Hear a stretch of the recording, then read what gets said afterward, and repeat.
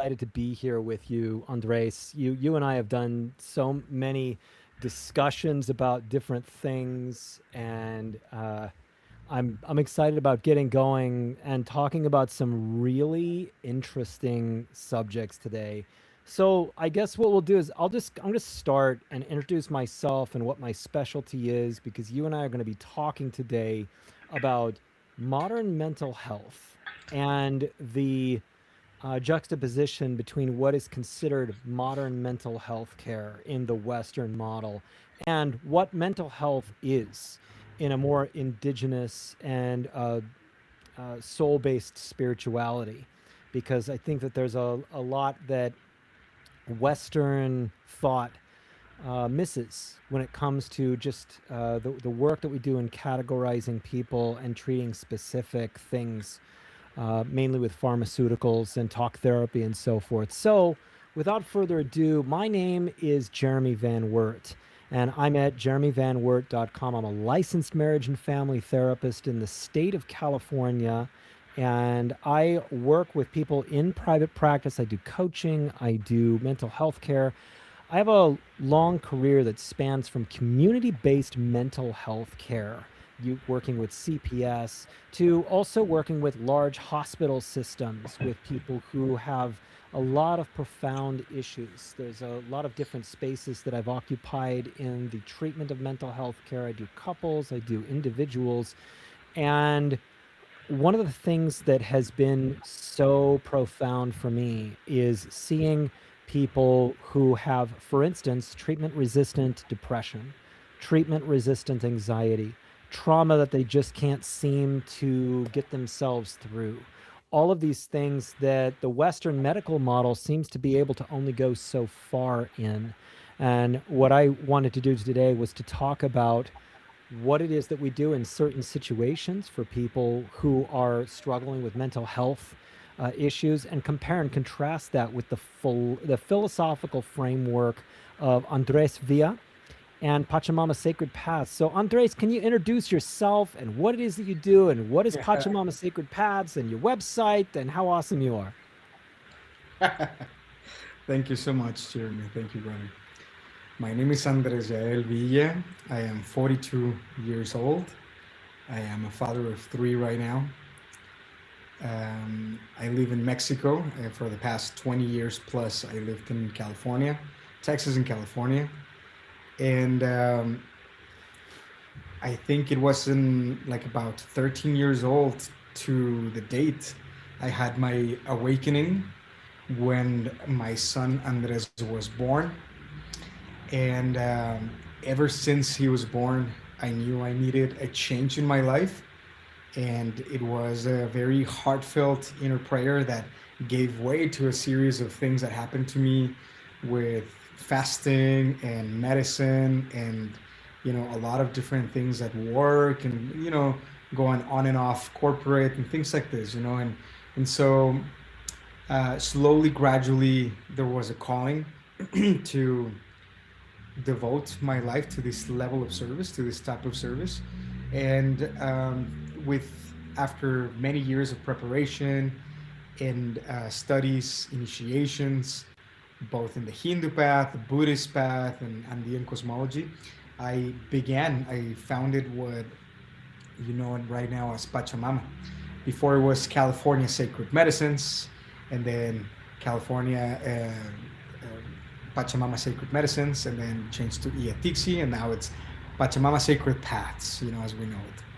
And so in Pachamama Sacred Paths, we offer first and foremost is what people are the most called by is ceremonies, is retreats. And so we have retreats of 3 days in California, like the ones you've known. And then we have retreats in Mexico for 5 and 7 days.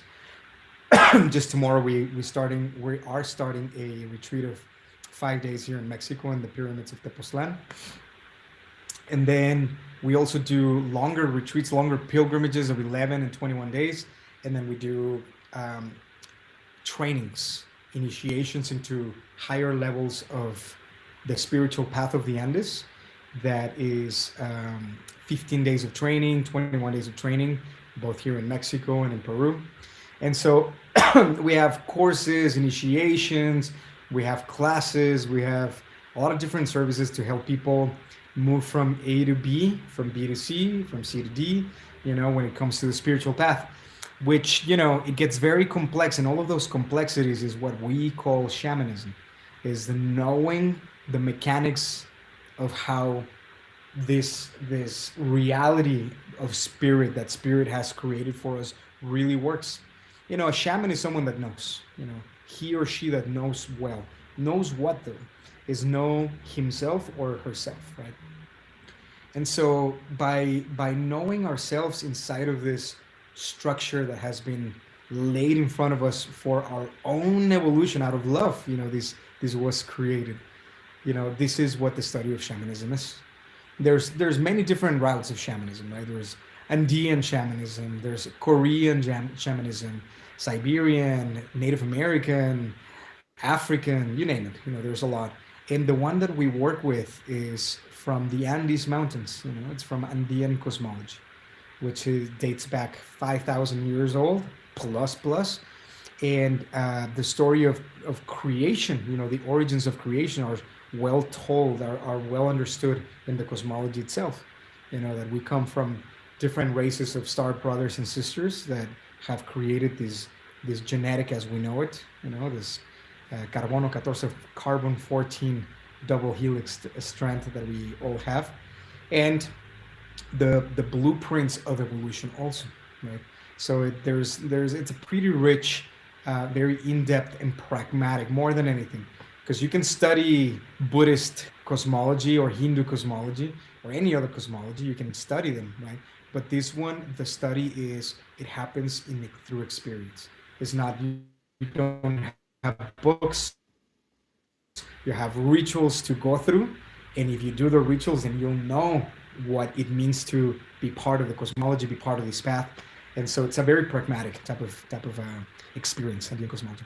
Other than that, I love to play music. I sing, in ceremony, and I love to play guitar and rattle and drums and gaita mascales. And I also, I just started writing a book with Cheyenne's helping me.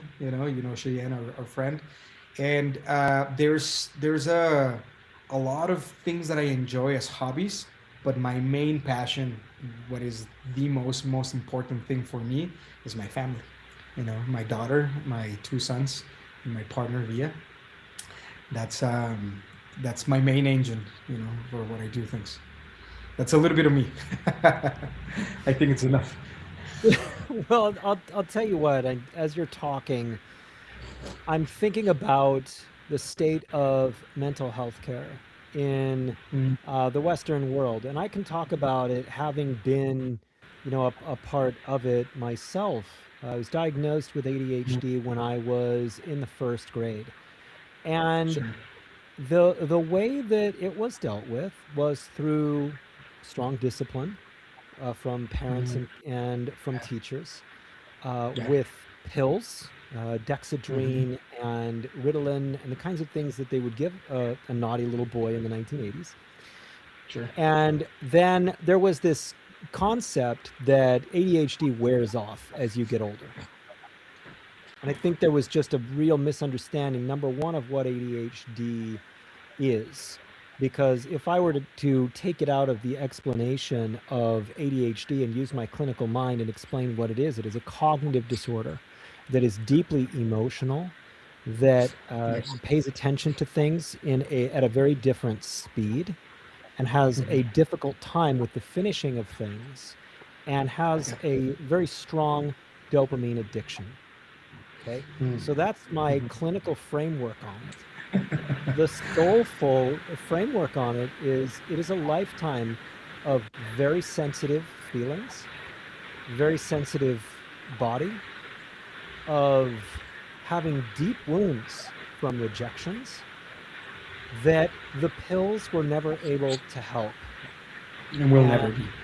It will never. And I know that a lot of people, and sometimes this is a really good idea, take Adderall for periods of time and experience much greater focus when they do that. But the wounds of the heart don't get healed through No, the and at what Western cost? mind. at what cost also, right? Like those stimulants can really take a toll on the nervous system, Mm-hmm. right? Not only you don't reach the resolution of the inner wounds, but also it's that extra focus is just juicing out resources, natural resources, at the expense of damaging the nervous system. This is well documented. But yeah, brother, one of the things I wanted to say first and foremost is you were lucky. You were given Ritalin and different kinds of pills. I was given the belt with like and just like the hand with like rings and stuff. So that's You're assuming I didn't get that's a some of different that. kind of level of trauma there. So yeah, man, Mexico in the 1980s didn't have Ritalin, so that came much later. Now they're on top of things, but before, Jesus. So yeah, no, it definitely is, right. It's there's a lot of characteristic traits when it comes to ADHD, but not just ADHD, right? Like there's many other conditions, um, autism, right, to Yes. be one of the most prevalent, and learning disabilities and things like this, right? There's speech delays and global development delays, and so it definitely is a combination. When you see it from the shamanic point of view, you're looking at many different factors, right? First and foremost, you have to take in account that you're coming from mom and dad. So this is a genetic thing. For example, my mom, she has up to this point, she's got a somewhat of a learning disability, and she knows about this, right? And Yeah. so she loves to read and to kind of like get lost in the world of visuals and things like that. But when it's time to be logical, when it's time to be very grounded with math, for example, it's a challenge, right?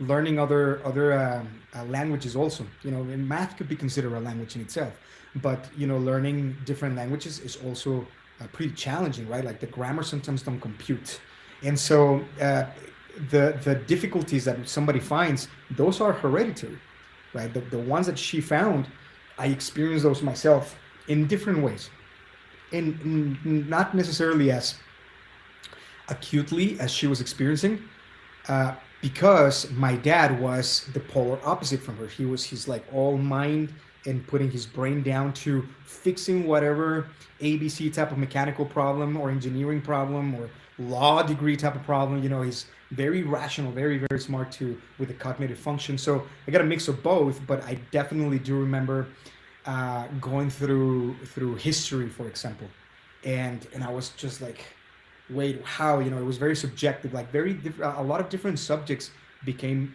very subjective to me, right? And so the experience in itself, it's first and foremost genetic.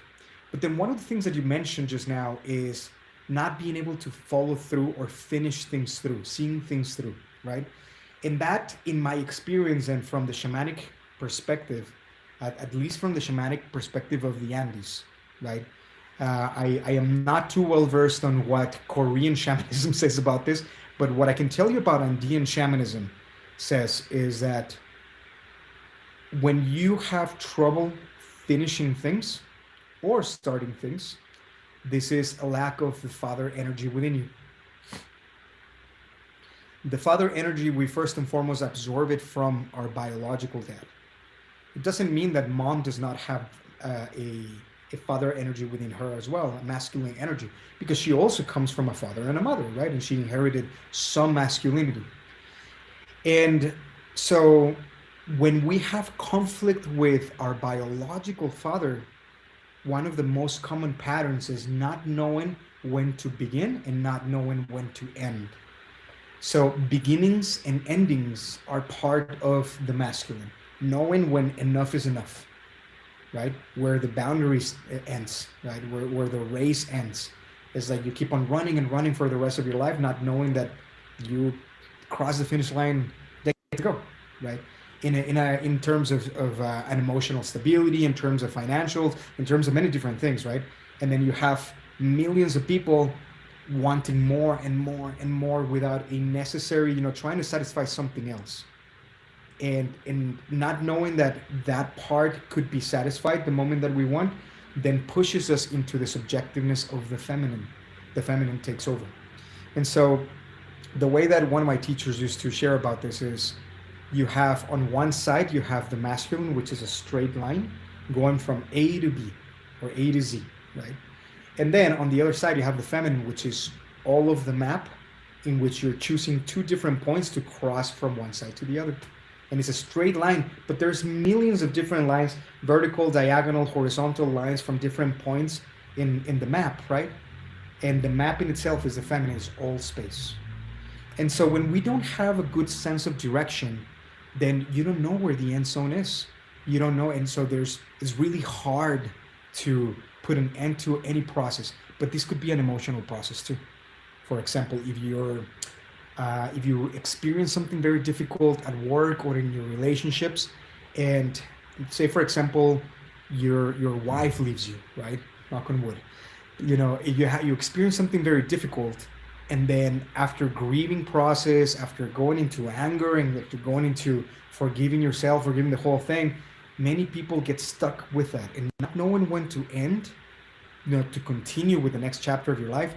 That level of obsessiveness, what is really happening is we get attached to the feeling of it, which is not so much thinking. So we're experiencing too feminine. The feminine side is usually a little bit more feeling, a lot of more emotion, subjectiveness, right? And then our masculine is the one that says, okay, this is for this is for that. I go through here, no to this, no to that. And so it's discerning, it's logical, it's creating a purpose for the A, and then creating a purpose for the path that you chose, and then creating a purpose for the B, or the end result, the end point, right? So there's always, and this is one of the rules, any condition that has to do with psychiatric condition, mental conditions, it has to do with some roots that lie in your femininity or your masculinity. And you either have a plus of masculinity or femininity, or you have a minus, you have a deficiency of masculinity or femininity. Does that make sense? Yes. Yeah. It absolutely does. And I'd like to ask you a couple of more questions about, well, let's move into trauma, because this is a huge topic. It's my view that our civilization, I'm talking about Western civilization, has its own many different new kinds of trauma that human beings have to deal with that we didn't have to deal with 10,000 years ago. Okay. Yeah. Many of these traumas have to do with industrialized civilization, and there wasn't such thing as witnessing a car accident 500 years ago, or being in one. There has always been work-related stress, but the kind of work-related stress that there is right now is something that is also unique in its own right. And people can be employed at the same employer for 30 years, and they have to stick with it because maybe there's a pension involved or something like this. And by the time that they're 27 years in, they're not even sure if they can make it the next couple of years, because the trauma of what this workplace has been in their life, or trauma at home with people, wartime trauma, these different things. What happens is these people, they come in and they speak to a psychiatrist. The psychiatrist says, this antidepressant, this anti-anxiety medication is what's going to help you be able to live your life well. Then there's a therapeutic, a therapist that is referred to work with the person to do various different interventions that usually are on the reason scale.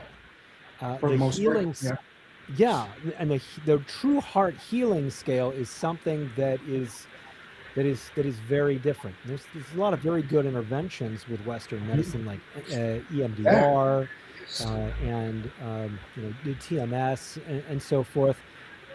But really, the deep healing that happens in a plant-based medicine, much like the ones that Pachamama Sacred Paths serves to people at these retreats, it is healing on a completely different level.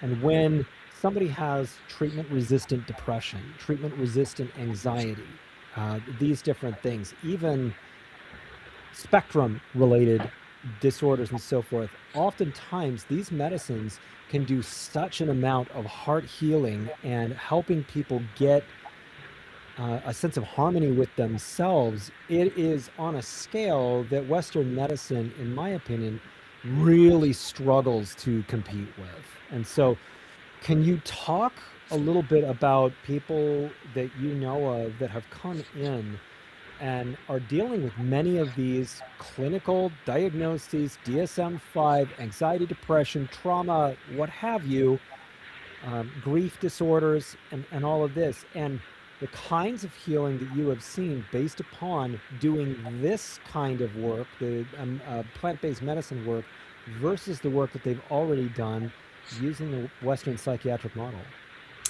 Yeah, yeah, it's a very interesting point, because one of the things that it's left aside, and we as a society could be so much more ahead in terms of harmony for not just the country but the whole world, if the current scientific and medical field could understand that there is so much more to the subconscious, that it is not, that it is untapped, right?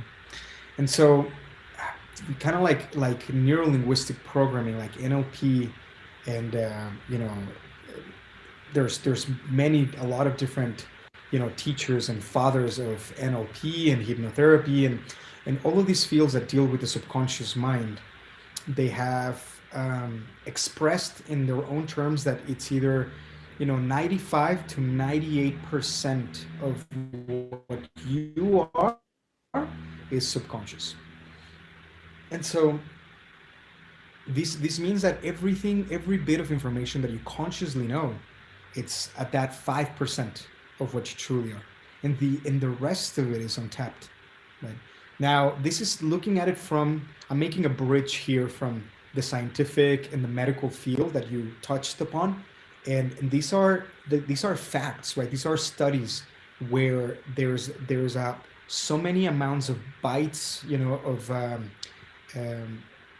bytes of information, right, that you can process at any given moment, versus how many gigabytes of information can the subconscious mind be processing, right? Like right now I'm speaking to you, and as I am focused on you and in what I'm saying, and I am channeling some information or just inspiring, saying XYZ, my subconscious is aware of what is happening outside of my place. The noise, right, and the humming of the AC, and where everything is located here in my room where I am, right? So all of that input is being processed subconsciously. A lot of information. So trauma is a disconnection from the circumstance, and it's a misinterpretation of the circumstance, that there's a lot of factors, a lot of context around a situation where we disconnect, and you know what happens, right? Like you basically, your cognitive function just shuts off, and then your fight or flight mode, right? Your sympathetic system kicks in, and then you're in fight or flight. There's changes in your amygdala, and there's a lot of different processes that take place for you to be able to survive a shock or a quote unquote traumatic experience. And so the subconscious mind continues to process everything, but your conscious mind shuts off. And this is what happens with trauma. Now, what takes place in the subconscious and all of the associations of danger, right? They get associated to everything else that is taking place, because you didn't have the cognitive chance of processing, conscious chance of cognitively processing everything that was taking place in that instant. So then we leave it up to whatever misinterpretation that the ego, is left to do. For example, there's a part of me that says, like, this can kill me and I need to protect myself. This is painful. I don't like this. And so that part of me then takes over. And then what ends up happening is we make wrong associations. we make misinterpretations of what the situation is taking place. And because we don't process any of the other context, then we associate most of the context to the negative experience. For example, when I was a kid, there was some instances of physical abuse in my household, right? And Mm-hmm. so as I'm growing up and I have these instances of physical abuse, there's a lot of other things happening in my environment, not just the physical abuse. As the physical abuse is happening, I mean, right? As the physical abuse is happening, there's other things happening. There's smells. There's the layout of the home that that I am in. There is the circumstance, all of the factors of why I'm getting either a slap, a spank, or belt, or whatever, right? Or I'm getting punished, or I'm getting reprimanded. And so all of those things, right? They are associations now that can trigger me in any moment, that can trigger the unprocessed trauma. And so then in the moment, what do I believe about myself as I am getting a spank or a slap, right? And usually what it is like, I am not good enough. And it's usually ideas of like, if I am getting this from the two people that love me the most and should be protecting me, which is mom and dad usually, right? If I'm getting the belt from dad who's supposed to protect me and guide me and give me context and help me get perspective because I am 8 years old and I don't understand the world yet, right? So then what happens is the 8-year-old consciousness thinks I am not good enough, right?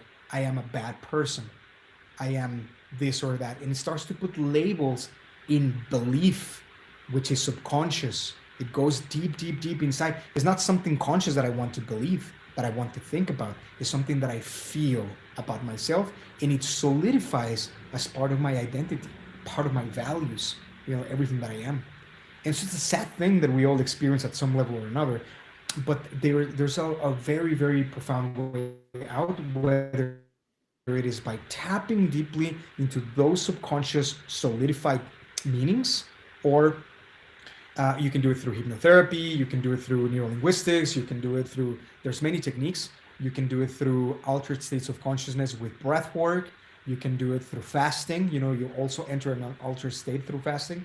Or the most, in my personal experience, the most clear one, the most meaningful way is sacred medicines, which is why we do this, what we're doing right now. And so, yes, to answer your question, I had one of the retreats. This is back in 2017 or 18. I can't remember when, but we were outdoors in a retreat in Santa Barbara, and it was a big group. It was like 25 of us. I had 5-6 people helping me. It was beautiful, beautiful, beautiful space. So we had the first ceremony with Mother Ayahuasca, and it was fantastic. It was great. Everybody had a beautiful, beautiful space. And then we went to the second on Friday. We had the second ceremony, which was Niño Santo psilocybin mushrooms. And there was this one participant that he had not disclosed this. He had not told us about this, but we could definitely feel that there was something going on, right? In the first ceremony and an introduction talk and the whole thing, right? So he, all of a sudden, he starts making these sounds inside of the psilocybin experience. He starts like meowing, growling, and then just and all of a sudden he's like staring to the empty space to the right, and then he makes the sound again, and then he turns to the left, very much like the Exorcist type of thing, Sure. And he starts laughing manically and then going completely quiet. So, I am not guiding that specific ceremony. That was another co-facilitator of mine, Araceli. And so, long story short, this person starts to get deeper and deeper into that energy, which is not himself anymore. So something's starting to happen to his mind. Something started to happen, and there's a pretty clear difference to us. Once you start to work in this field, there's a pretty clear difference of when there is something possessing, right, or whether there's just like a psychotic break. There's a difference in between a possession and the way that we would say someone's just having an intense attack of anxiety or panic, and which can be completely devastating for the present moment of that person, right? For the state of that person. But there's also other cases where something else comes and takes over, and then they start to speak. They speak other languages. They do different things, and so it was shortly after that we had to restrain this person, because he stood up and he started yelling, and he started, with very deeply homophobic remarks to some of the facilitators. He started kicking the ofrenda. He started destroying like a few things, and so we had to put him down and restrain him for a little while, right? And after some time, he calmed down. So he could have been a danger to himself in that mania slash possession that he was experiencing. He could have gone to a cliff, and jump over, and so in service of him and other participants, we have to, sometimes do this. This is not very common, but here, Right. let's see what happened, right? How does this happen? Well, and you know this because of the shamanic path that we're working together, that we're walking. You know Yeah. that every thought, we've explained how every thought that you have becomes its own thing. You're giving birth with every thought that you generate, right? So I generate a thought of sadness, right?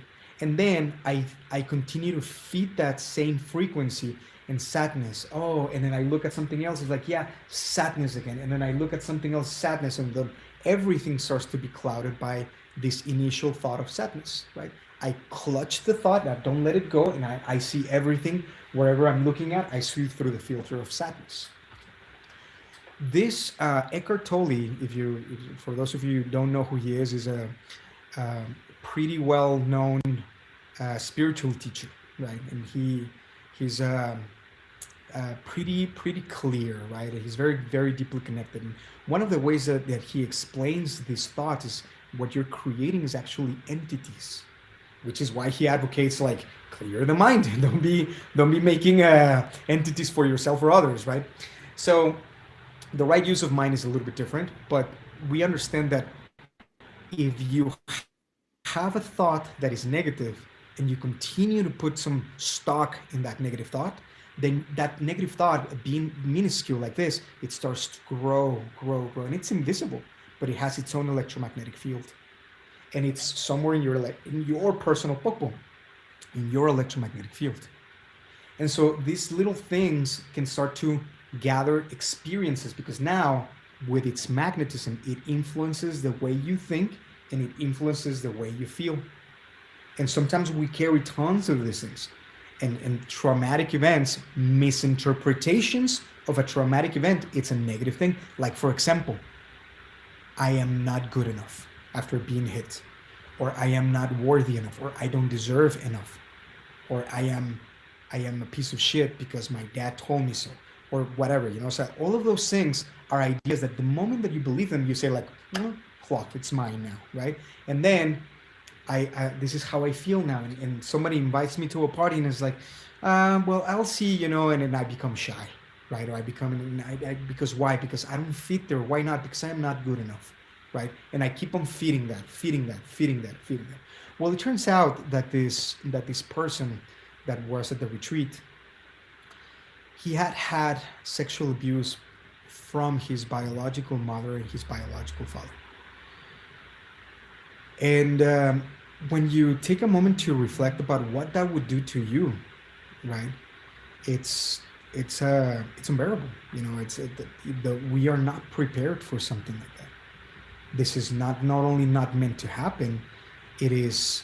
We don't have the resources to reconcile that the people that I love the most, my creators, biologically speaking, my creators, the ones that I love the most and who I've experienced the only sense of love and protection that I've ever had in my life, end up crossing that boundary of my autonomy and raping me, raping me when I'm 5, 8, 12, 15 years old, until I'm taken away by CPS, and then I'm put in a foster home somewhere else, away from those people who hurt me, but at the same time I have so many mixed feelings because I love them too, right? There's a part of me that will never stop loving them. And there's a part of me that will never know how to deal with it if I don't work on it, of course, right? So when you take a look at what is happening there, it is that entity that was not only I am a bad thing, or I deserve the worst, right? And God does not exist, because how can God allow this to happen? All of those are ideas that a person can start to invest in and invest in and invest in and invest in and invest in. And but at the same time, my ego lives in this society, and I need some sense of acceptance. So I know that if I was rejected because of my ideas, then I'm going to shut my mouth. I'm going to continue to thinking, but it's now a closet thing, right? And then to you, I put a very, very nice face and tell you, oh, hello, good morning, beautiful weather, and things like that. But in the inside, that to me is all bullshit. And then at the same time, I'm carrying this dark, heavy vibe and aura about life, about myself, about what I can expect. So now let's go into an altered space of consciousness, where everything that I have manifests to be seen, so that I can become aware, so that I can wake up to the quote unquote monsters that I've been creating unintentionally. And so then I come to a ceremony of Niños Santos, and my ego, which is the social boundary for me to not express any of these things, it dissipates. And now I'm free, and all of these things in my electromagnetic field, now they're free to express. And they come in and they take over, right? As to where before, outside of medicine, I can say, no, that's freaking crazy. No, it's like I can put a stop to them, right? Inside of medicine, these are the possessions. It's not a possession from demons. It's not a possession from, now we've had those, right? And that's a different topic, a different story altogether. But these possessions that can happen is really just your own subconscious taking over, right? There's other instances where we've had people that come in saying, yes, I am Lucifer and I am Jesus at the same time, right? I am the light and I am the darkness. But in that confusion, which is just conceptual understanding, they do end up opening up themselves to very dark energies and entities that are not necessarily from within their creation. They can be outside because they've exposed to themselves to this darker, deeper type of entities that do exist, right? And so that's a different thing. But so is this making sense from the shamanic point of view? Am I painting a clear enough picture of what it is, a psychotic break, a possession? Yeah. And so the reconciliation after this, what happened is, he was on the very next day, he expressed this, like, I couldn't contain myself. I felt like I was in a Suburban. I was riding on top of a Suburban, but I was all the way to the back row, right? And I was constrained and I couldn't feel. And there was layers and layers and layers that didn't let me even speak to stop what was happening, what I was doing, right? So that was like, that's what it means. Like, his conscious mind goes to the back and still observing the whole thing. And he remembers everything. And he was deeply ashamed the day after. And through the shame and the guilt and everything that happened, there's function. One of the things in Andean cosmology is that everything has purpose. When people say, like, no, guilt is bad or shame is bad, and you should never feel ashamed of yourself and empower yourself and like all of these things, it's not about rejecting the shame or the guilt. The shame and guilt have a purpose also, which is like, know where you're standing, right? Like, start to know where you're standing, to take responsibility for what you're doing, right? Not to say like, oh, I am better than this. It's like, no, this is what you just did. No more than 8 hours ago, right? So let's talk about this. And so in the path, we start to use whatever's available to us in front of us to be able to go deeper and start to understand what is this thing that took over. And so it was a wrath towards life. It was a hate towards life, towards himself and towards all of life just in general, because he was bitter towards life for the cards that he'd been dealt with, right?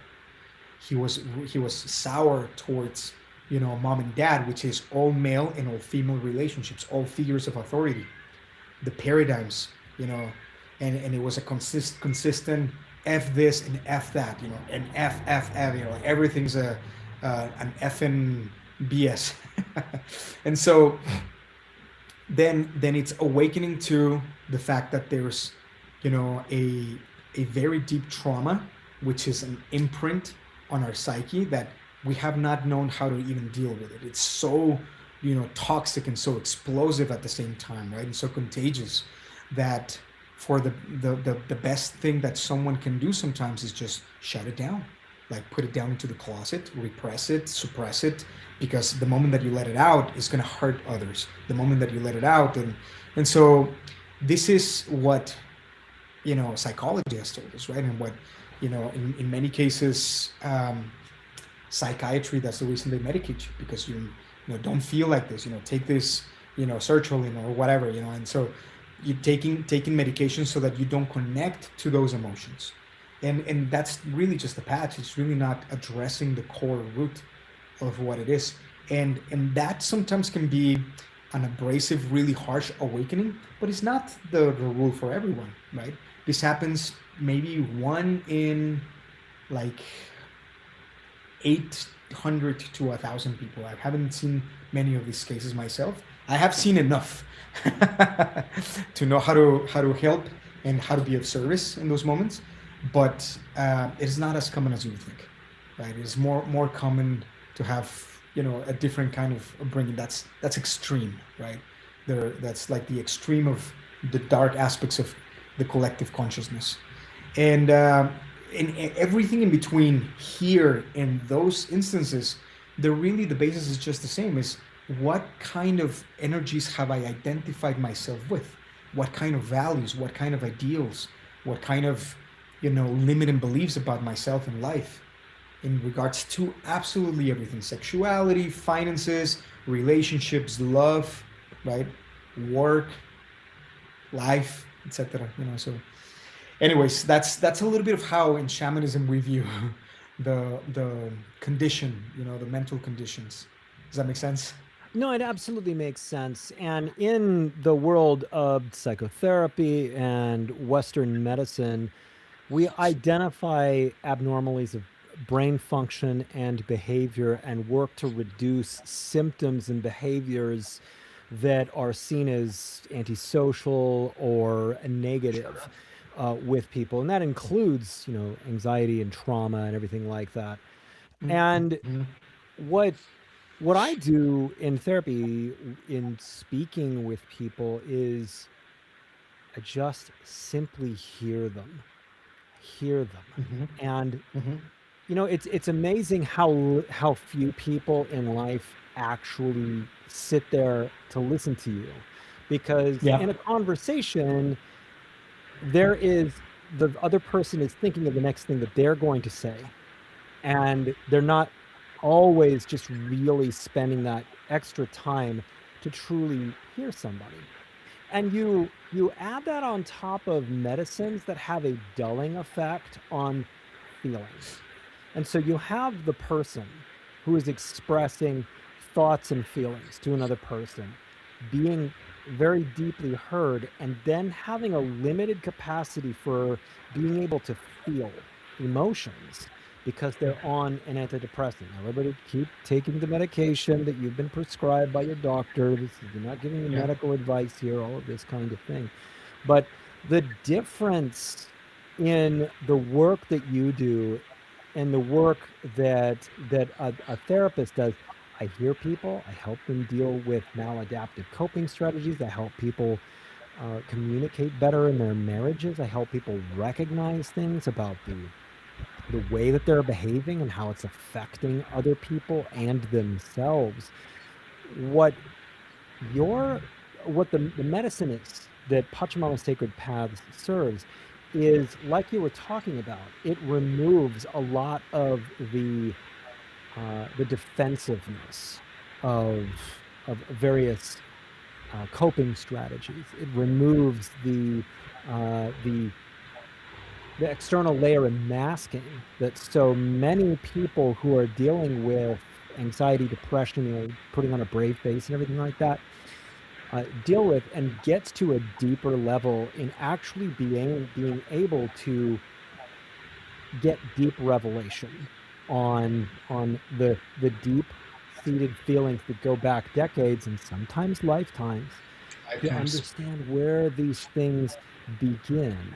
And Mm-hmm. so, with this, major difference in how these two different types of healing arts and science works, Would you say that you have seen people be able to come to your ceremonies and feel a level of healing that they have not yet been able to attain in their life, even after years of psychotherapy and psychiatric care? Yeah, yes, yes. I don't know if the psychotherapists, psychiatrists, or hypnotherapists were not good enough at what they were doing. It could have been, because I know some really, really good hypnotherapists that can help you profoundly, right? Oh, thank But you. yeah, but yeah, me too. It's like so the for example, I had a friend. He was a VP in Facebook, and he was in charge of the Oculus project and the whole thing. And so this guy is a very, very good friend, and I had some steam for him.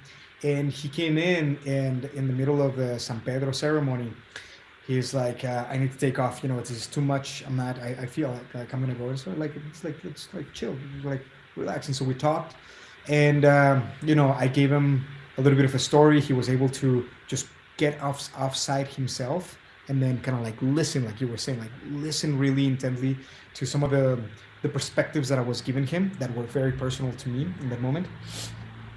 And then he felt better, right? Immediately after, it's like, okay, I'm gonna push through this, and I'm here. And it's like, and the reason I was doing is because the next ceremony after that was Bufo. So he had been taking antidepressants for 20 years.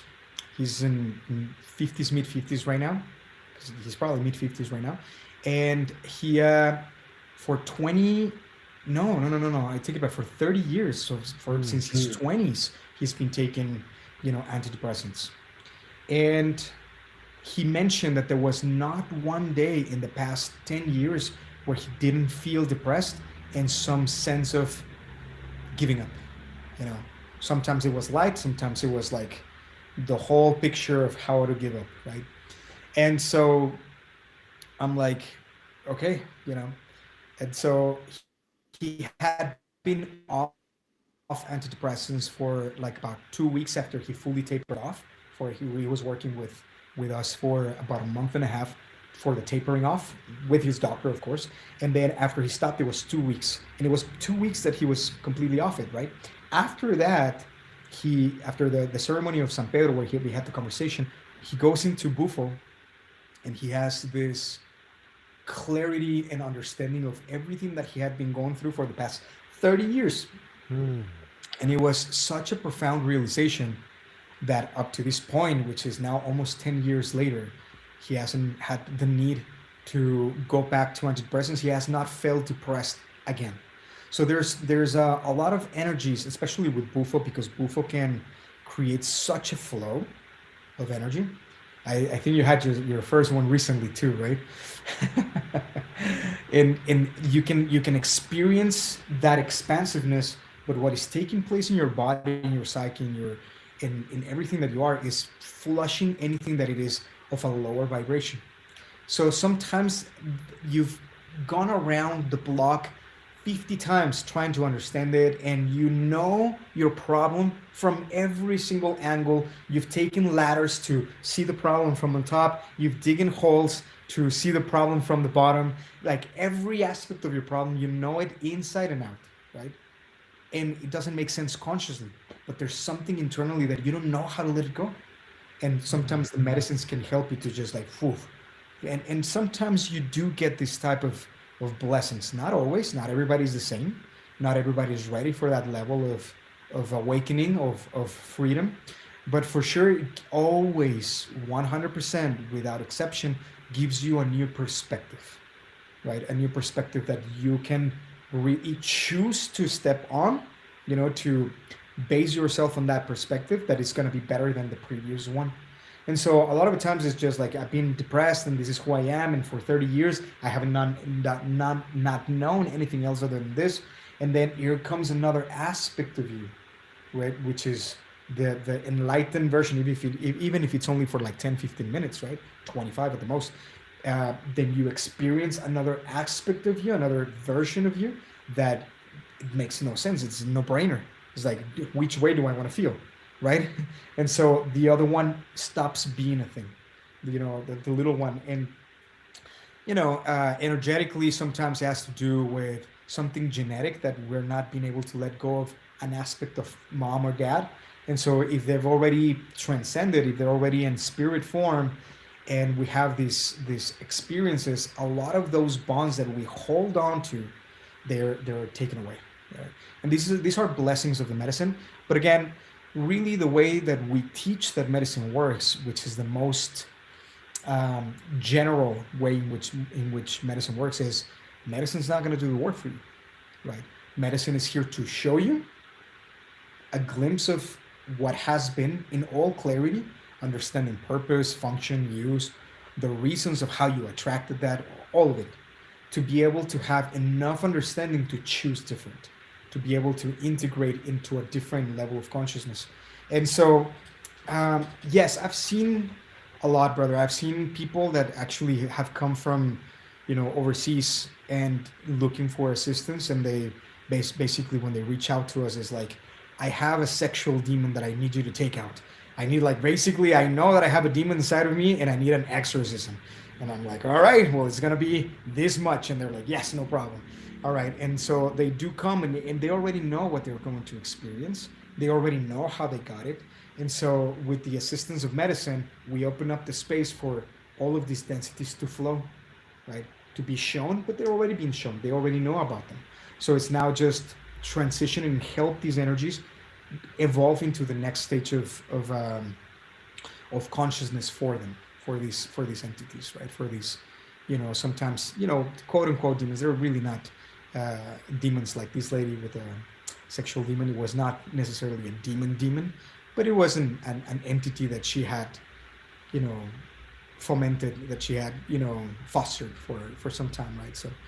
So yes, we've seen it from the conscious perspective to the unconscious perspective, the unconscious participant that is not aware of different parasites, different things that are there, to the, whether they're young or old. We've seen awakenings at all levels, right? Young guys that come in at 19 to 25 years old, 25-year-olds, all the way up to 75-year-olds, and we see awakenings just alike. And yes, I'm 75 years old, but I'm starting this foundation now. I'm starting this, to be able to leave something, a legacy, etc. It's ageless, because the soul, there's really no way that you can measure time in the soul like we do with a few years, right? So yes, brother, I've seen a lot of healing through medicine that it's not impossible through regular therapy, right? It's not impossible with the right therapist. Like, for example, my partner Via, she does Gestalt, and she does some amazing miracles just with her therapy. Amazing. But it's a very specific type of therapy where she becomes part of the environment and she can reflect the subconscious mind as it's taking place. So it is very much, she's actually acting like the medicine right there, right? Like putting the mirror right in front and look at how you're breathing now and look at what you're doing. And it's very in your face type of therapy, but it is one of the most effective, if not the most effective, that I've seen. Mm. So is it possible to do it the traditional way? Yes. You have to have someone very, very good at it.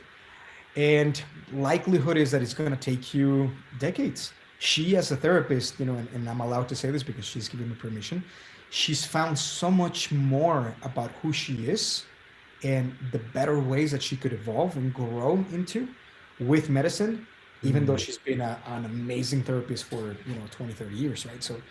So yeah, it really does depend. And I don't want to take anything away from the medical field, but the medical field does not have anything on the natural field.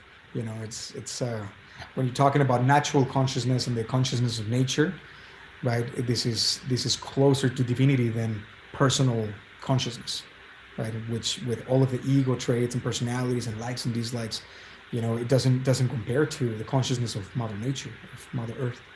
So yes, I do vouch for Mother Earth.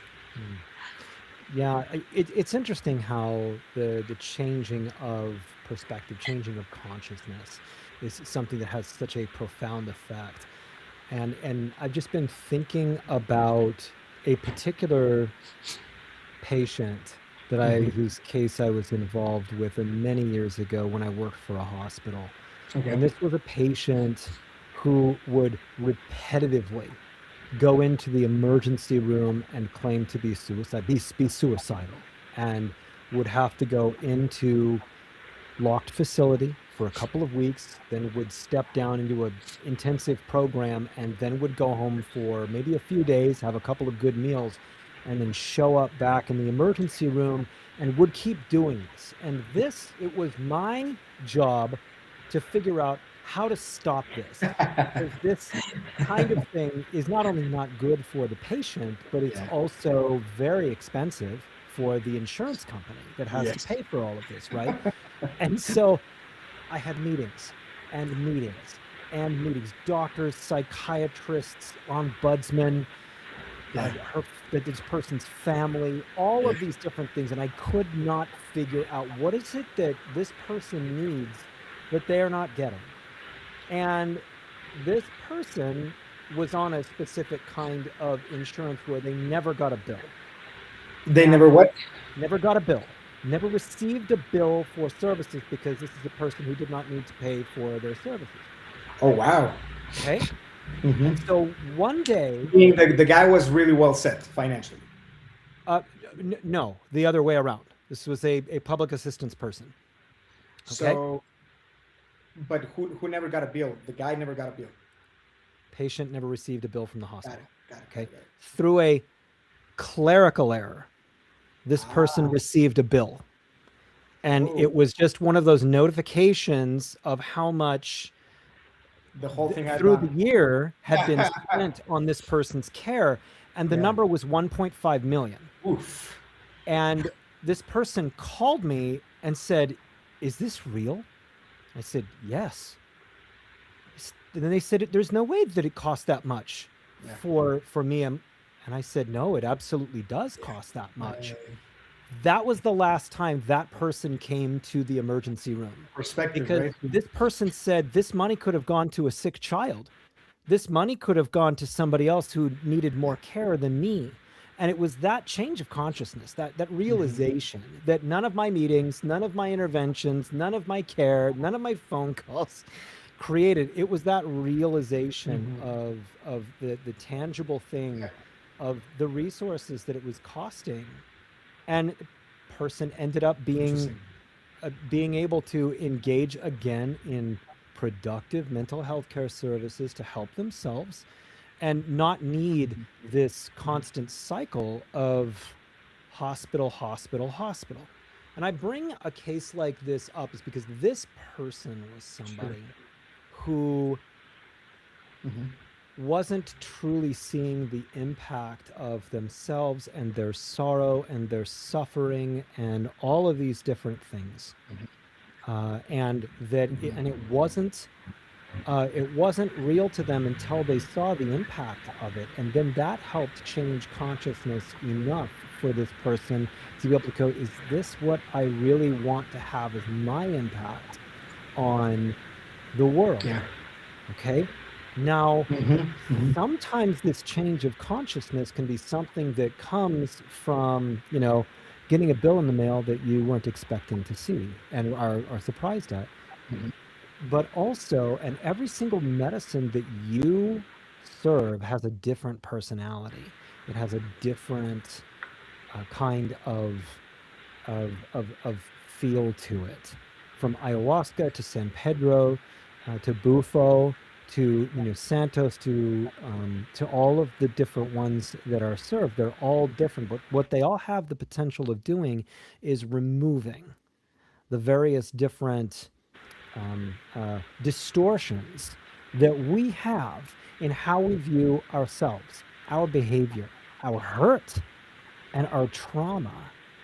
And that removal of maybe we want to call them distorted ideas, maybe we want to call them fragments of ego that are misaligned, or hurt that goes back a very long period of time.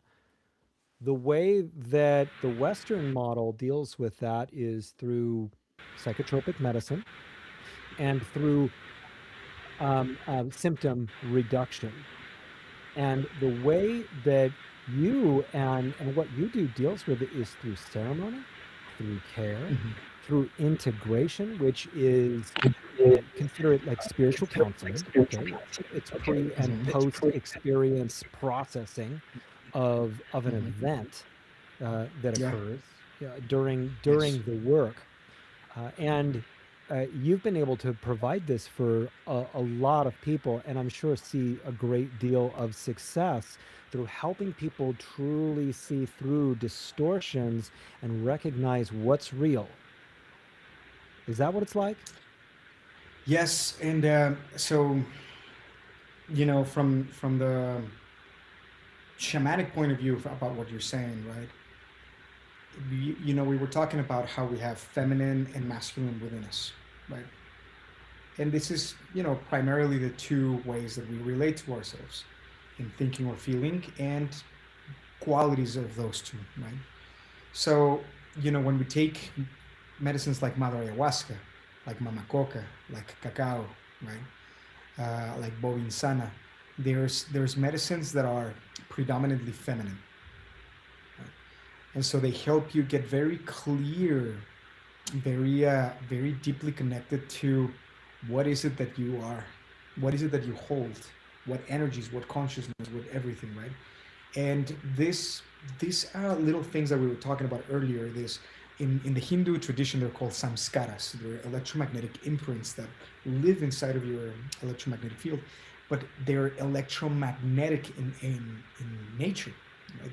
Their nature is part of those things that we feel, deep emotions, waves of emotion. They're primarily magnetic. Magnetic is more feminine, right? So with Mother Ayahuasca, with Bovinsana, we expand our senses in relationship to how do we feel, what we can feel internally, subconsciously, emotionally, consciously also, but it has to do with feeling. And then the electro part of the electromagnetism of those things, of our own thinking, it has to do with intelligence. Is it a coherent thought?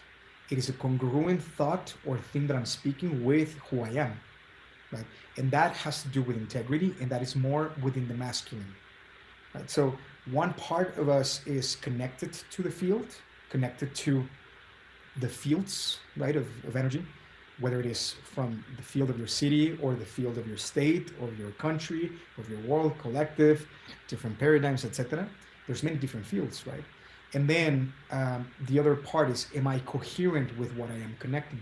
Do I have conflict, or am I in a state of resolution, a state of harmony with my environment? And so the masculine medicines like bufo, like tabaco, jape, right? Like San Pedro, peyote. There's a lot of different ones, right? And iboga is one of them also. There's teachings for aligning our way of using our intellect, or using our intelligence, our mind in general. And the feminine ones are helping us understand more the fabric of emotion, the mechanics of interaction with two magnetic forces come together, two consciousness coming together, and what it means to me to listen to your truth. Who am I, right in front of your truth? And who am I is going to be based on how I feel. If I feel I'm free, I'm free. If I feel that I'm bound, I am bound. So how I'm feeling in regards to you, right, that is the feminine. And then what I can understand from that, right, giving it purpose to feeling more or less, to be able to make a conflict or a resolution, all of that is the intelligence that it is providing us with a up and up, with a better and better, more harmonious and more evolutionary based type of existence, not with conflictive and wars and things like this. So that's where the medicines come in. You take San Pedro and you go deep into how was your experience of San Pedro, bro? Now, San Pedro. Mm-hmm. It was this time around. It was really quite delightful. It felt very Hmm. much like I had Hmm. all of my chakras open at the same time. So it My was a feeling thing also.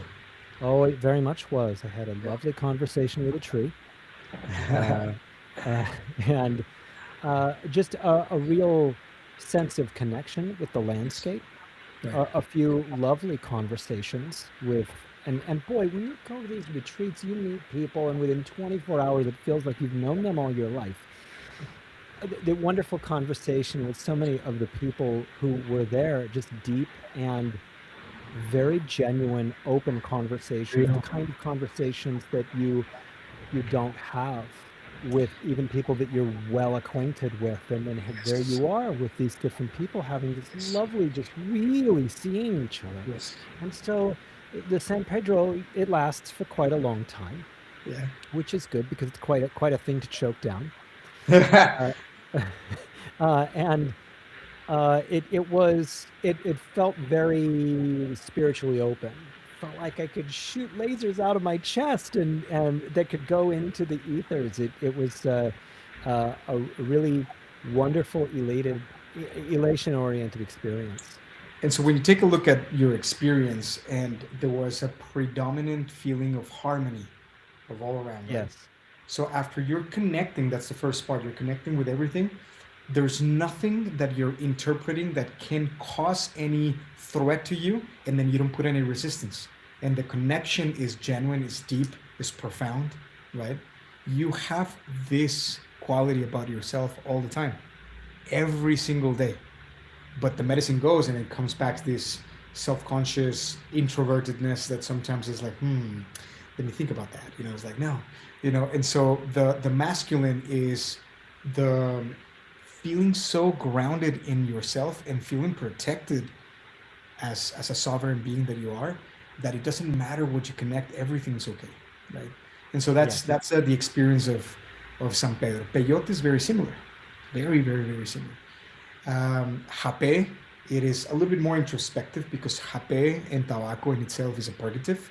So it's a medicine to cleanse out, but it cleanses what it knows that should be cleansed. In other words, it deals and it targets hucha, density, to be able to expel it out because it doesn't belong in a state of flow. And so the masculine, it's a very clear sense of discernment of what it is resonant and what it is not resonant, but not just because of conjecture, not just because of ideas. That doesn't resonate because my grandmother once, no, no, no, no.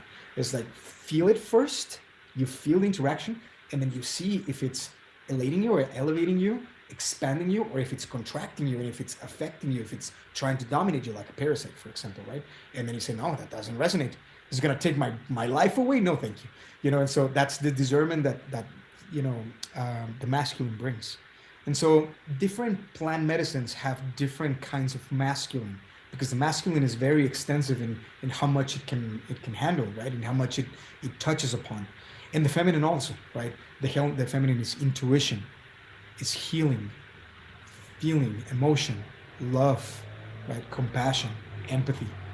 And so, all connectedness, interconnectedness, all of it, right? So the feminine has so much to grasp and to grab upon, that one medicine can help you to explore parts of it, but then there's many other medicines that help you get very complementary and gain more perspective about what the feminine is. For example, the experience of mama coca, coca leaves, mama coca, very different when you go into an altered state, very different than ayahuasca, and they're both feminine, very, very different, and you're going to explore different parts of the feminine. The same thing with Santa Maria, cannabis.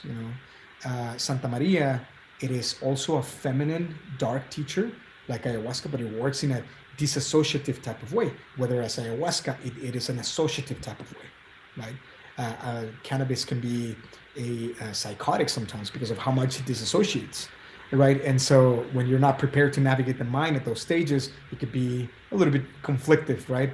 But they're all teaching us different parts of the feminine, the dark parts, the loving parts, etc. The magnetic parts.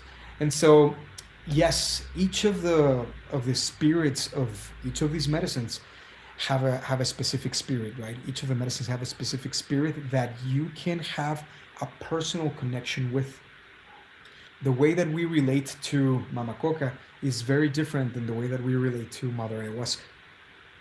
Right? The way that we relate to Madre Bobinsana is very different than the way that we relate to, Chiricsanango, for example, or Sananga. There's different points of teachings, different physical reactions, different states of consciousness, etc. So there's a lot to learn from nature, and it's really just a mirror to ourselves. It's really just a mirror to another aspect that is within you, but you are unaware of. So it activates a lot of awareness, and it activates consciousness also. The feminine activates a lot of awareness, and the masculine activates a lot of consciousness. One of the deepest wounds that I see, and Yeah. it goes across so many of the different types of brain abnormalities that we deal with these days. It is the difficulty in truly respecting and loving oneself, and it's so pervasive. It's such a consistent wound of people who don't value themselves, and we see this kind of thing even in people who are supremely talented individuals who touch the world with their incredible talents and then despise themselves enough to do themselves in. And this difficulty with being able to love oneself is really at the core of so much depression, anxiety, mental illness, and all of this.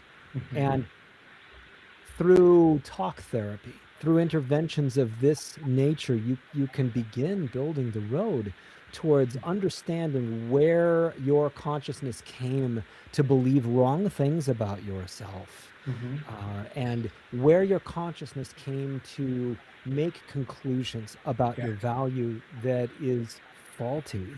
Yeah. With the medicine, how do you see the medicine interacting with this specific thing, this lack of personal value, this lack of self-love that is such an epidemic in today's culture? Yeah. That's a beautiful question, really, because that's the core of what we do in each retreat, right? One of the purposes that we've seen since the beginning of starting this project that is Pachamama, was a vision given by a few different medicines in different ways, but it was the same vision where we are lighting up hearts, right? And so this lighting up of hearts, which is, facilitating awakening, through their own awareness, through their own processes, through their own rock bottom hitting, through their own, forgiving themselves, through whatever it is. It has been an image of people's hearts being catching on fire, which is a fire of awareness, a fire of love, a fire of the divine. And that in itself is fulfilling. That is the fulfillment that we get. That's what aligns us to our purpose, at least for myself, if I'm speaking for myself. And when you see why that flame of the heart of every single brother and sister is, to the point of almost being extinguished, right? Especially if they're like super sucked into the system and the rat race and what are the neighbors are going to think of me and like all of these ideas that it's like, who are you, right? Like what is it that makes you go, that makes you tick? What makes you, fired up? And when I say fired up, is I know that's for a lot of cliche type of expression, but what lights up your heart? And so one of the things that we've seen is that the reason that children and teenagers start to lose that flame, which is composed of innocence, of purity, of divinity, right? Of drive, of genuine expression, right? Genuine, not, composed of societal ideas, right? Of how am I supposed to dress, or am I identifying, those are ideas that have been, manufactured. That has nothing to do with the genuine aspect of the self within a person. And so what makes that flame go down is exactly that. It's just a lot of rhetoric that is, and then the space is filled with noise. Filled with noise. Much more than 100 years ago. Because now you got waves of frequency and vibration that you can interpret as TikTok or Instagram or whatever the hell, right? And so there's a lot of noise out there in Facebook posts and the news and what about this, and oh my God, like all sorts of, uh, to me is noise. The way that I see it is noise, and that noise is pretty distracting, and the person starts to put more stock outside of themselves than inside of themselves. Now, if the outside, I'm already listening to the outside more, and then the outside says that you're ugly because you get a pimple, right? And you don't deserve to be called beautiful, right? Because you're not 90, 60, 90, or I don't know what the measures are in the States. But you get the point. If you're not a GQ guy or a whatever, so then you don't fit the standard of what it is acceptable. And the ego is like, no, I want to accept, so let me listen to you, right? And let me do the mascaras, and let me do my nails, and let me do, dress really nice and whatever, right? So all of those things, then you're putting your power, right? And you're basing your persona based on ideas that are outside of you. And some of these ideas are actually designed, manufactured to make you feel less about yourself. So what does this tell you? This tells you that you gotta, first and foremost, turn off the news, right? Turn off the mainstream media. And then the second thing is start to reconnect again with what is your truth. And you might not like what you find when you start to ask, what is your truth? You might start to find that you have some self-deprecating tendencies, some self-sabotaging tendencies, that you don't know, like we were talking earlier, you don't know how to finish what you start. Mm-hmm. You give up on yourself. You might start to find, and therefore it's like, well, no, what I find inside is not as nice as what I find outside. Let me go and continue focusing on what I find outside, because inside feels harsh. I don't like myself. This is what some people come on at the end of a road. This is what they find is like, I am filled with a lot of incoherence, right? And I have really bad habits, and I don't have the compassion, and I have a lot of pride, soberbia, I don't know how to say it in English, but soberbia, which I feel that I am just great because of whatever ideas, not because of some substantial value, right? The substantial value a lot of times comes in how intelligent you think yourself to be, not necessarily how intelligent you are, right? What is determined by the life of the kind of life that you live. There's a lot of people that have a lot of money. I just met a few new friends that I made that make $4 to $6 million a year just by posting YouTube videos and things like that. But there's obviously this inner need for reconciliation that goes much deeper than the persona that they show to the world, right? Where they have this deep need to consistently reinvent themselves because the old one is reflecting a shadow that it hasn't been reconciled. And so all of these ideas is anything that has to do with when you're taking a look at the ideas that have made you believe that you are not meant for love, or that you should not deserve love. This right here, these ideas are the first things that we have to go and tackle, right? Now, it is important that it comes in as an idea, and then it goes into the heart, into the subconscious field as a belief. And then with the belief, if you practice that belief enough, it becomes a part of your value, right? Let me put myself last, and let me serve others first, right? I am going to take care of others. It doesn't matter if they're treating me as a doormat, right? It doesn't matter if they're abusing my time or my space, because my value is that I serve others first. And it's in coherence with our Lord Jesus Christ, who said that be selfless, right? So there's a lot of, conjecture, still outside ideas. And you support not feeling like you deserve love based on the ideas of Christianity, religion, economy, science, politics, all of it. And so the first thing that the medicine shows us is realize what you truly are. And for that, we need to get rid of that mind. And this is one of the benefits of medicine.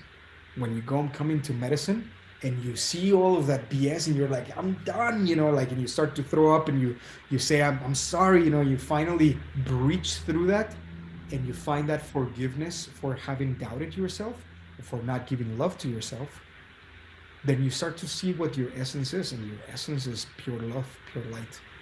So when you say, I don't love myself enough, it's like, you are love. What are you talking about? Right? But that realization, to be able to step into that realization that I am love, it takes a little bit of time, because there's a lot of barriers, there's a lot of resistance, a lot of ideas, a lot of beliefs, a lot of values that are not in alignment with that, with your essence. Exposure to that space of your own essence, which happens primarily in Bufo, is one of the main qualities, right? That gives you a glimpse of alternatives, and with knowledge you can start to choose different. And in the moments that you have chosen against yourself, not giving love to yourself first, right? In those moments, now with the awareness that your essence is something divine, then you can start to choose a different way of expressing, a different way of interacting with people, of putting boundaries that might feel harsh to others, but to you is all love, right? To you is because I love myself and I want to continue a really good relationship with you. I'm putting a boundary right here. Because if not, this is going to become toxic attachment, and you're going to hate me and I'm going to hate you. And so why? Is that really what we want? No. Here's a boundary right here. This is my space.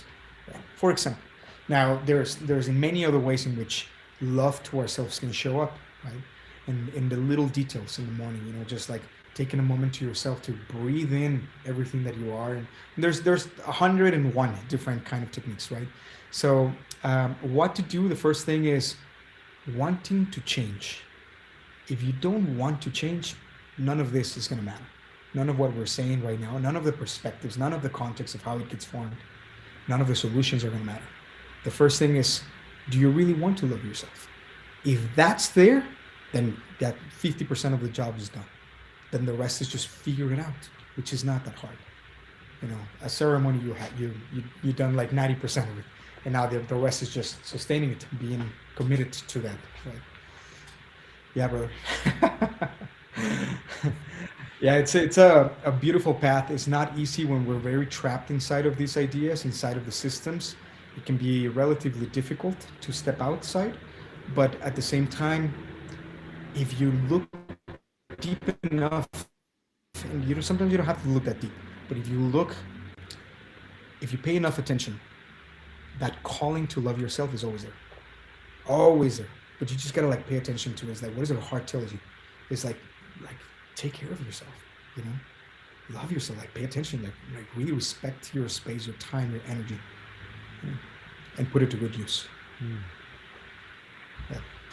This is a little bit of shamanic understanding, of course. Well, it's beautiful, and we're speaking about the same things with two different foundational philosophies. And so I'm going to state here what the Western medical model excels at. And then I would like you to state what your model excels at. And so the Western medical model excels at being able to categorize one disorder from another, excels at being able to use those categories to select a medicine that can help people stabilize themselves. It excels in being able to understand when there is a therapeutic or behavioral intervention that has a high level of success in helping somebody reduce symptoms that are distressing to themselves and others. Western medical excels at taking people who are in a crisis and helping them stable themselves out so that they can rejoin their families, rejoin their workplace, and or get through very difficult things. For instance, getting on an airplane might be something that is very, very difficult. Ativan is a fantastic way to have a wonderful plane flight. The Western medical model does a very good job of studying what can be repeated and documenting what kinds of things can be repeated behaviorally and, with tendencies. It does a very good job of doing specific things and calling it evidence-based treatment. And Mm-hmm. so that there is a large body of work showing that a specific kind of treatment is something that usually yields good results in reducing behavior and increasing a person's ability to function. Those are the things that I think the Western medical model does a really good job with. What about you? Mm-hmm. Yes, yes. You know, they do a really good job, like you say, like Ativan, but it's to make things functional, right? Yeah, at best. Um, I don't know of any successful doctors or stories. Maybe I am not well versed enough. Maybe there are. I might not. I might just not know it, right? But I have not heard from friends of ours who work at San Quentin, right, in the psychiatric, part of San Quentin, and other, doctors of different branches, neurology and things like that. I don't know of any doctors that successfully facilitate a real in-depth healing of the core of the psyche, right, at a soul level. I don't. And this is the difference, right? Whether we, in the Western world, we have, in the Western medicine, we have, um, Ativan or Adderall or Zoloft or whatever. These are definitely serving a purpose, and it is a really, really good purpose for those who are not in alignment, or they're not aware of a different path, like shamanism, like sacred medicines. It is fantastic. When you see it from their perspective, is a, oh, I don't have to deal with that trauma anymore. You know, now I can focus on work to be able to continue sustaining my family. That's amazing. That's really, really, really good. Is it fixed the whole way? No, right? Is it functional? Yes. For how many years? We don't know. It depends on the person, right? It depends on their adaptability. It depends on a lot of different things. And the difference now with with medicine, with the right use of medicine, this is the most important distinction. There's a million different shamans right now. There's a thousand different shamans. I know of hundreds, me personally, plus all of the ones that I don't know about, right?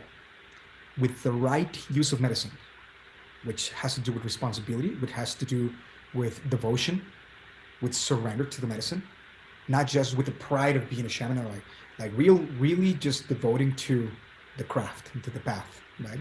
And with everything that it implies for you. With the right use of medicine, there's the facilitation of miracles, of different healings that science cannot explain, like the reversal of cancer. I myself have witnessed a person that came in with a thyroid tumor, and they were scheduled for surgery a couple of days after the retreat. They went in very next day. I don't feel anything. They checked, CT scans, whole thing, the tumor's gone.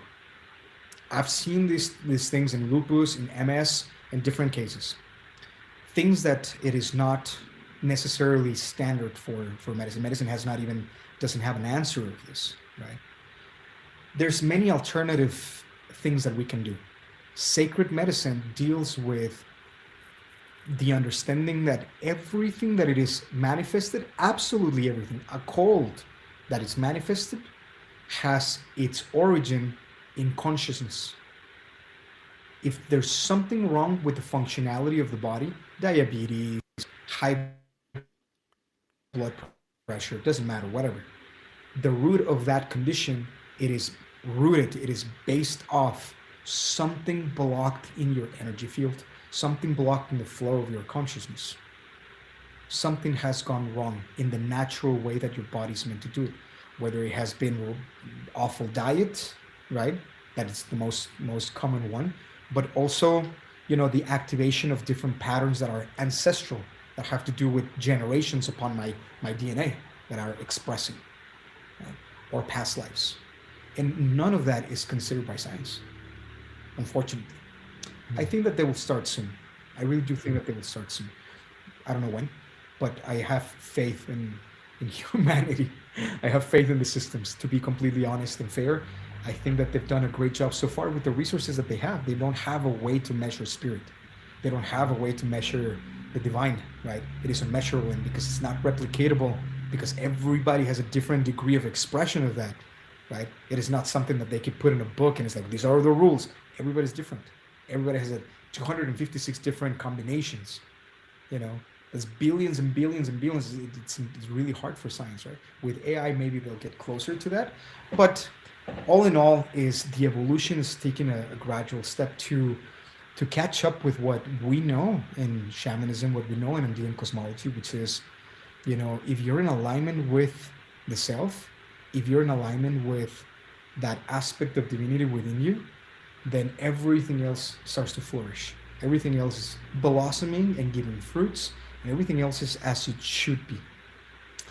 Conditions, nothing is out of chance. Everything, it doesn't mean that you want to experience a abscesses or problems or migraines or things like that. You're still human, right? But now there's a very clear understanding of why that is happening and what for. And with this understanding, you have choice to not surrender your life and your power to a medical doctor that sees you as like, okay, yeah, take this pill. No. It goes much deeper now. Now life is meaningful. A headache is divine.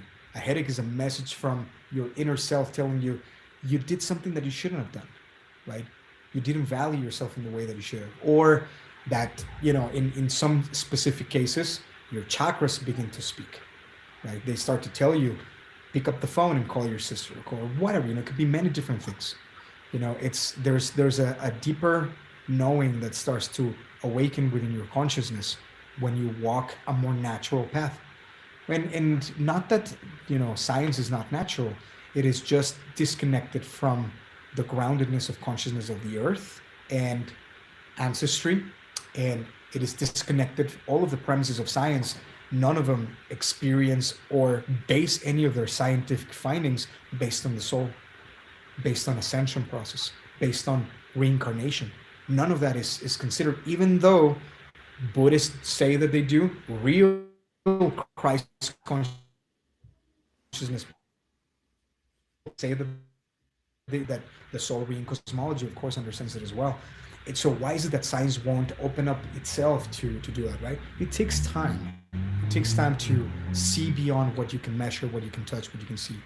And so even for you or for me, when we're first coming to a ceremony of ayahuasca for the very first time, right? The mind is incredulous. It doesn't really believe that there's anything else. There's still a doubt whether there's a heaven or not, right? Even if we've had experiences, a lot of the times it's like, yeah, I saw it once, maybe I'm going crazy, right? And it discards and it disregards itself.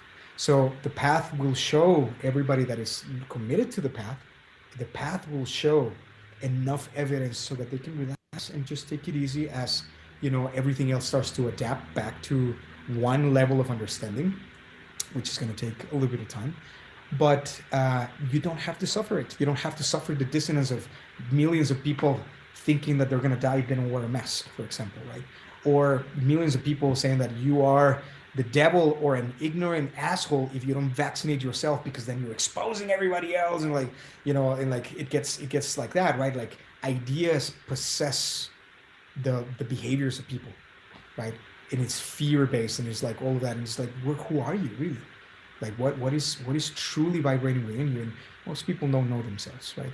So it is now the path, this path, medicine path, Andean cosmology, spirituality, and shamanism. Really, what they give you is a deep enough understanding so that you can see what is taking place, and you can be like good for you, like keep going, brother. Not in an obnoxious, prepotent way. It's more like you see them where they are, and you connect. You can look at them in the eyes and say like right on, like go for it. even if they're fucking up, even if you know that what they're doing in the moment is gonna create a freaking explosion of misery, right? You're right there. You're not gonna tell them no, don't do it, or you're not gonna tell them please. You're not gonna save them. You're not. Obviously, if they come to you for advice, you're right there with your arms open, right? But you don't need to interfere. You allow everybody to take their time in their own in the best way. Now, if they resonate with what you're teaching, if they resonate with the therapies that you're giving, you as Jeremy, of course you're going to do the best to instill a little bit of direction that makes sense, that is grounded, that really, really denotes your own personal experience. Right? But other than that, there's not much that we can do, that we should do, because then that would be taking upon karma that is not yours. And I don't want that for my children. you know and this is the way that we'll stay in comparative protection, brother. This is a little bit of topic, but just to give you an understanding of how important this is when you take a look in the next 5 to 10 years, and things continue to evolve from this rate that we're going, which you can see how much at the brink we are, right, of big changes. Yeah. One of the things that is going to start to happen is when we continue in this path, the path in itself is a mesh of consciousness that has us not just protected, but the other thing is, you yourself, you don't feel called to interfere with karma at a level that you would invite karma in, that it would invite density in, misery, suffering, etc. You could be spit in your face and you would be like, it doesn't mean that you don't feel it. It doesn't mean that you don't feel like, that's unfair or anything. No, but you know that your reactions are your choice. And whatever you react to, you're claiming for your present and for your future. Right? So if you react in a knowing that everything's okay, and keep going, you got this, you're going to be all right in a few days or so, as soon as your karma reconciles your understanding of what should be, right? Then that's the best blessing that we can have, in this path, which science does not offer that. It's such a comforting knowing that walking these steps, walking this path, it guarantees safety for you and your loved ones, and then also comparative peace to the states of the world, right? It could be bombs in your city, but your neighborhood is safe, for example. Things like this. Obviously, there's a lot of different definitions, and this is not just mine, right? This is understood by Andean cosmology, by Christ consciousness, but really living it not because of like, I am afraid, let me go and submit myself to a cosmology. No, it's because you take the steps to refine the way that you perceive everything that is taking place, so that everything is coherent in the way. Right? That was a lot. Well, this is the point in the podcast where I tell you what I love about you, once again. And Pachamama Sacred Paths came along in my life at a time when I really, really was looking for greater depth in many different ways in my life. A new direction, greater depth, and greater understanding, and a community to go along with it. And what Pachamama Sacred Paths at sacredpachamama.org offers is that. And you've created something where you're helping people in Western civilization be able to access deeper levels of healing, deeper levels of self-understanding, deeper levels of community and connection with other people. And you don't just simply provide these ceremonies. You provide courses and paths of understanding and greater self-development to a point of really understanding what we are as souls, where we came from, where we're going. And it ties in such a wonderfully diverse set of philosophies that helps with such a wonderful holistic understanding, not just simply of the self, but of the spirit. Transpersonal psychology to help us each understand how we work, why our wounds are the way they are, how to access the deepest depths of ourselves so that we are healing in such a way that is so congruent with who we were born to be, because we we get born and we start fragmenting into all these different spaces. And I know that I sure did. And to be more congruent with myself, we all have plenty of work to do, okay? But to be more Yeah. congruent with myself and understanding who I am, that is different than who I've always tried to project myself to be. This is real healing. Yeah. And I love that what you have put Yes. together is something that is ethical, that is legal, that is something that helps people heal at a level that is truly astounding. Can you tell everybody the best way to get in touch with you? It looks like we've lost Andres at this time. I'm absolutely sure that he's going to be coming back in. Every single thing that I have said about Pachamama Sacred Paths is something that you can come to know. Sacredpachamama.org is the website that you can go to. You can look at where the ceremonies are. There are many of them in New Mexico and in California, in Shasta, in Santa Cruz. And people come from all around to be a part of these ceremonies. And the ceremonies that I have been to are ones that have people from all different walks of life, from heavy equipment operators to CEOs. And when everybody comes together, there is a sense of everybody being in this together, in healing. And there's such a deep level of compassion for the path of healing that each person is going through, and wonderfully qualified people that are running and facilitating these incredible these incredible ceremonies. And because of that, it creates a a sense of healing that is really supreme. And because I am live right now, and Andres wasn't able, his feed dropped out. He's not going to be able to get back into this live. And the good thing is, we were kind of wrapping up anyhow. So my name is Jeremy Van Wert, and I'm at jeremyvanwert.com. I'm a therapist. I am. Oh, good. Andres is coming back in. Andres, you got back in. Um, I Yeah. wanted to ask you if you, because I just went over a little bit about what people can find on your website. What is the best way to Thank you. contact you? What is the best way to get in touch with you and your team at Pachamama Sacred Paths? Thank you so much.